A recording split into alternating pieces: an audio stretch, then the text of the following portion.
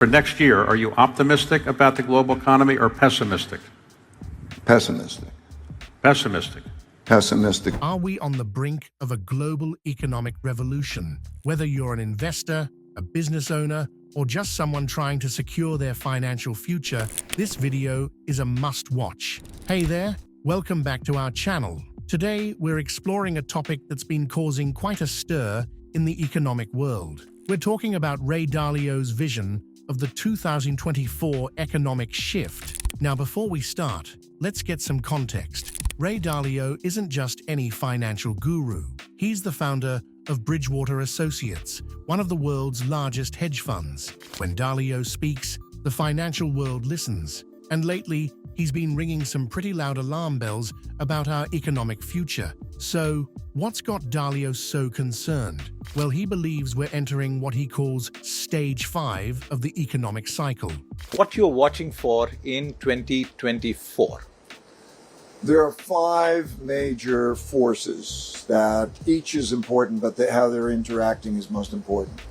You said that the US is in stage 5. And to give everybody an idea, stage 6 is basically revolution, war. It's the violent. Now, this isn't a stage you want to be in. It's characterized by massive internal conflict and growing disparities. Yikes. But what does this actually mean for us? Let's break it down. First, Dalio warns of a potential violent restructuring of the economy. Now, when I say violent, I don't necessarily mean physical violence, although that's not off the table.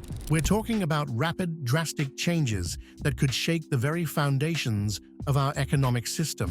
Think about it like this. Imagine you're building a house of cards. You've been adding more and more cards, making it taller and more complex. But as you keep adding, the structure becomes more unstable. That's kind of where Dalio sees our economy right now. A beautiful, complex structure that's becoming dangerously unstable. But wait, there's more. Dalio identifies 3 key forces we need to keep an eye on. Let's call them the economic trinity. 1. The country's earning and spending habits. 2. Internal conflict. 3. The global power balance. Let's start with the first one. Dalio says a healthy economy is like a responsible adult. It should earn more than it spends and save for the future. But right now, many countries, including the US, are doing the opposite. They're spending more than they're earning and racking up debt. It's like maxing out your credit cards every month. Eventually, it's going to catch up with you. This overspending leads to inflation. And inflation, my friends, is not your friend. It's like a sneaky thief that slowly steals the value of your money. That $5 coffee you love, it might cost $6 or $7 before you know it. And your savings, they'll buy less and less over time. But it's not just about personal finances. This inflationary environment can have far-reaching consequences. Companies might struggle with rising costs, potentially leading to layoffs or reduced hiring. Governments might find it harder to fund social programs. It's a domino effect that can touch every aspect of our lives. Now let's talk about the second force, internal conflict. Dalio paints a pretty grim picture here. He's seeing a level of political polarization that's reminiscent of historical revolutions. That greater and greater extremism is an issue. And so when we come to, let's say, this election period, how will we get through that? Think about it. When was the last time you had a calm, rational discussion about politics with someone who disagrees with you? It's becoming rarer, right? This polarization is leading to some pretty drastic changes. People are literally moving to different areas based on their political views. It's like we're creating our own echo chambers, not just online, but in real life too. This geographical sorting can lead to further division as people become less exposed to diverse viewpoints and experiences. But here's where it gets really concerning. Dalio estimates there's a 35 to 40% chance of a US civil war in the next 5-10 years. Now that might sound alarmist, but remember, Dalio's not pulling these numbers out of thin air. He's basing them on historical patterns and current trends. This internal conflict doesn't just affect social cohesion, it can have serious economic consequences too. Political instability can scare off investors, both domestic and foreign. It can lead to erratic policy changes that make it hard for businesses to plan for the future. And in extreme cases, it can disrupt supply chains, trade, and day-to-day economic activity. And that brings us to the third force, the global power balance. Dalio sees the rise of powers like China and Russia as a major factor in our economic future. U.S.-China relations are in a number of areas on the brink of red lines. He talks about 5 types of wars: trade, technology, geopolitical influence, capital, and military. And guess what? We're already engaged in the first 4 with China and Russia. This shift in global power dynamics isn't just about politics. It has huge economic implications. For decades, the US dollar has been the world's reserve currency, giving the US significant economic advantages. But as other powers rise, this could change. We might see a move towards a multipolar economic world, with several competing currencies and economic systems. Dalio also points out that economic sanctions, which have been a go-to tool for Western countries, could backfire. If countries start selling off their dollar-denominated debt in response to sanctions, it could trigger a crisis for the value of the dollar. Imagine waking up one day to find that your dollars buy significantly less on the global market. That's the kind of shock we could be facing. Now, you might be thinking, okay, this all sounds pretty doom and gloom. What can we actually do about it?